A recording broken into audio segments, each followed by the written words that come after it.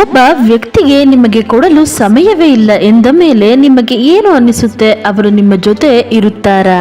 ಕಹಿಯಾಗಿದೆ ಆದರೂ ಸತ್ಯ. ಮನುಷ್ಯ ತನ್ನ ಇಷ್ಟದವರಿಂದಲೇ ಹೀಯಾಳಿಕೆಗೆ ಒಳಗಾಗುತ್ತಾನೆ. ಕೆಲವು ಸಂಬಂಧಗಳು ಯಾವ ಪರಿಸ್ಥಿತಿಯಲ್ಲಿದೆಯೋ ಅವುಗಳನ್ನು ಅದೇ ಪರಿಸ್ಥಿತಿಯಲ್ಲೇ ಬಿಟ್ಟು ಬಿಡಬೇಕು. ಏಕೆಂದರೆ ಕೆಲವೊಮ್ಮೆ ಅದನ್ನು ಸಂಭಾಳಿಸುತ್ತಾ ನಾವೇ ಚೂರಾಗಿ ಬಿಡುತ್ತೇವೆ. ಜನರು ಬದಲಾಗುವುದಿಲ್ಲ ಅಂತ ಶುರು ಮಾಡ್ತಾರೆ. ಸ್ವಾರ್ಥ ಮುಗಿದ ಮೇಲೆ ತಮ್ಮ ದಾರಿಯನ್ನೇ ಬದಲಾಯಿಸಿ ಬಿಡುತ್ತಾರೆ. ಜನ ತಮ್ಮ ದಾರಿಯನ್ನು ಬದಲಾಯಿಸಿದ ಮೇಲೆ ಮೊದಲು ತಮ್ಮ ಮಾತುಕತೆಯನ್ನು ನಿಲ್ಲಿಸಿ ಬಿಡುತ್ತಾರೆ. ಒಳ್ಳೆಯ ಸಮಯವಿದ್ದಾಗ ಯಾವುದಾದರೂ ಕಾಯಿಲೆ ಮನಸ್ಸಿನಲ್ಲಿ ಬಂದಿರುವುದಿಲ್ಲವೋ ಅದೆಲ್ಲವನ್ನು ಕೆಟ್ಟ ಸಮಯ ತೋರಿಸಿಕೊಟ್ಟು ಬಿಡುತ್ತದೆ.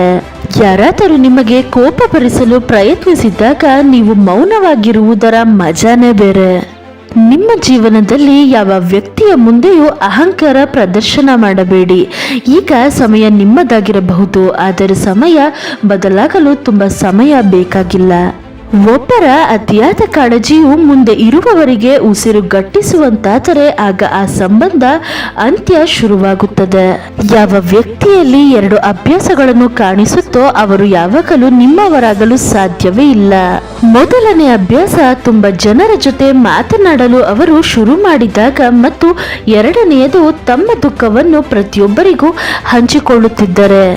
ಹುಡುಗಿಯ ಪ್ರೀತಿ ತುಂಬಾ ನಿಜ ಎಂದು ತೋರಿಸುವ ದೊಡ್ಡ ಗುರುತು ಎಂದರೆ ನಿಮಗೆ ಅವಳು ಎಂದಿಗೂ ಉಪಕಾರ ಮಾಡಿದೆ ಎಂದು ಹೇಳೋದಿಲ್ಲ.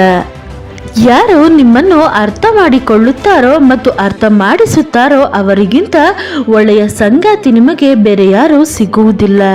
ಯಾರನ್ನು ಕಳೆದುಕೊಳ್ಳಲು ಭಯವಿರುತ್ತೋ ಅವರ ಮಾತುಗಳನ್ನೇ ಮನುಷ್ಯ ಮೌನವಾಗಿ ಕೇಳಿಸಿಕೊಳ್ಳುತ್ತಾನೆ.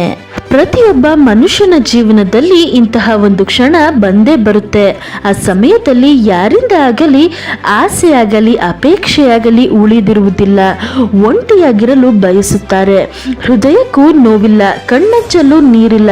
ಅವರು ಹೇಗೆ ಆಗಿಬಿಡುತ್ತಾರೆ ಎಂದರೆ ಯಾರಿಂದಲೂ ಮಾತನಾಡಿಸಿದರೂ ಓಕೆ, ಮಾತನಾಡಿಸದಿದ್ದರೂ ಓಕೆ. ಈ ಅದೃಷ್ಟದ ಆಟಗಳು ಸಾವಿರಾರು. ಯಾರು ಸಿಗುವುದಿಲ್ಲವೋ ಅವರೊಂದಿಗೆ ಪ್ರೀತಿ ಹುಟ್ಟಿಸುತ್ತೆ, ಅವರನ್ನೇ ಪ್ರೀತಿ ಮಾಡುತ್ತೆ. ಒಬ್ಬರಿಗೆ ಅದರ ವ್ಯತ್ಯಾಸವೇ ಆಗುವುದಿಲ್ಲ, ಆದರೆ ಇನ್ನೊಬ್ಬರು ಅವರಿಗಾಗಿ ಜೀವ ಕೊಡಲು ಸಿದ್ಧರಾಗಿರುತ್ತಾರೆ. ಎಲ್ಲರ ಜೀವನದಲ್ಲಿ ಒಬ್ಬ ವ್ಯಕ್ತಿ ಇರುತ್ತಾರೆ. ಮನಸ್ಸು ಮತ್ತು ಅದೃಷ್ಟದಲ್ಲಿ ಇರುವುದಿಲ್ಲ, ಆದರೆ ಹೃದಯದಲ್ಲಿ ಇರುತ್ತಾರೆ. ಒಬ್ಬರನ್ನು ಕಳೆದುಕೊಳ್ಳಲು ಆಗದೆ ಮತ್ತು ಇನ್ನೊಬ್ಬರಿಗೆ ಸಮರ್ಪಿಸಿಕೊಳ್ಳಲು ಆಗದೆ ಇರುವ ಸಂದರ್ಭ ನಮ್ಮನ್ನು ತುಂಬಾ ಅಸಹಾಯಕನಾಗಿಸಿ ಬಿಡುತ್ತದೆ. ಸಂಬಂಧ ಹೊಸದಾಗಿದ್ದಾಗ ಮಾತನಾಡಿಸಲು ನೆಪ ಹುಡುಕುತ್ತೇವೆ. ಅದೇ ಹಳೆಯದಾದ ಮೇಲೆ ದೂರ ಆಗಲು ನೆಪ ಹುಡುಕುತ್ತೇವೆ.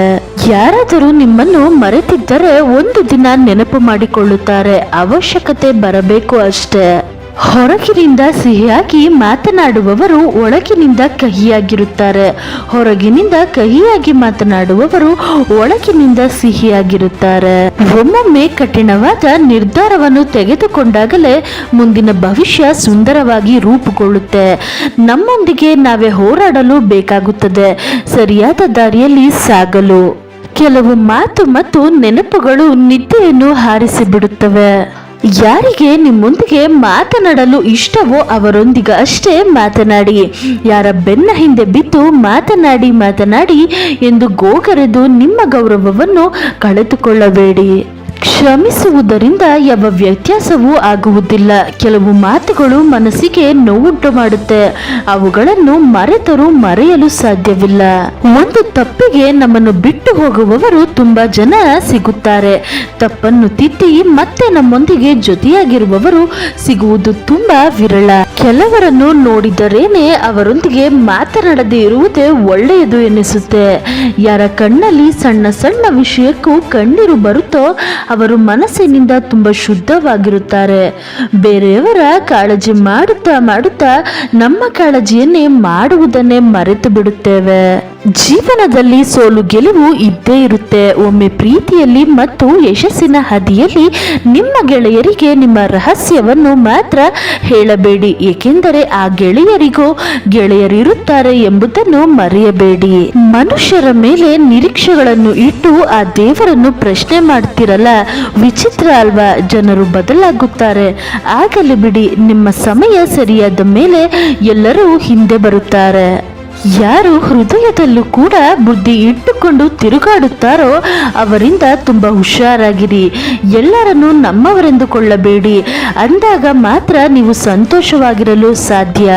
ಕೆಲವರು ಜೀವನ ಆಗಿರುತ್ತಾರೆ, ಕೆಲವರು ಜೀವನದಲ್ಲಿ ಇರುತ್ತಾರೆ, ಕೆಲವರಿಂದ ಜೀವನ ಇರುತ್ತೆ ಮತ್ತು ಕೆಲವರೊಂದಿಗೆ ಜೀವನ ಇರುತ್ತೆ. ಜೀವನ ಯಾರಿಗೆ ಸಂತೋಷ ಕೊಡುವುದಿಲ್ಲವೋ ಅವರಿಗೆ ಅನುಭವ ಮಾತ್ರ ಕೊಡುತ್ತೆ. ಕೆಲವರು ಎಷ್ಟೇ ಸುಂದರವಾಗಿದ್ದರೂ ಪ್ರಾಮಾಣಿಕವಾಗಿಲ್ಲವೆಂದರೆ ಆ ಸುಂದರತೆ ಯಾವುದಕ್ಕೂ ಉಪಯೋಗವಾಗುವುದಿಲ್ಲ. ನೀವು ದಿನವೆಲ್ಲ ನೆನಪಿಸಿಕೊಳ್ಳುವವರು ನಿಮ್ಮನ್ನು ಅಷ್ಟೇ ನೆನಪು ಮಾಡಿಕೊಳ್ಳುತ್ತಾರೆ ಎಂದು ತಿಳಿಯಬೇಕಾದರೆ ಆ ವ್ಯಕ್ತಿಯಿಂದ ಸ್ವಲ್ಪ ದಿನ ದೂರವಿದ್ದು ನೋಡಿ. ನಿಮ್ಮೊಂದಿಗೆ ಅವರು ಆ ಸಮಯದಲ್ಲಿ ಮಾತನಾಡಲು ಪ್ರಯತ್ನಿಸಿದರೆ ಅವರು ನಿಮ್ಮನ್ನು ಪ್ರೀತಿಸುತ್ತಾರೆ ಮತ್ತು ನೆನಪಿಸಿಕೊಳ್ಳುತ್ತಾರೆ ಎಂದು ಅರ್ಥ ಮಾಡಿಕೊಳ್ಳಿ. ಯಾರು ಬೇರೆಯವರನ್ನು ಎಲ್ಲ ಸಮಯದಲ್ಲೂ ಕೀಳಾಗಿ ನೋಡುತ್ತಿರುತ್ತಾರೋ ತಾವು ಎಷ್ಟು ಕೀಳಾದ ಮನೋಭಾವವನ್ನು ಹೊಂದಿದ್ದಾರೆ ಎಂದು ತೋರಿಸಿಕೊಡುತ್ತಿರುತ್ತಾರೆ. Thank you so much for watching. ಜೈ ಶ್ರೀ ಕೃಷ್ಣ.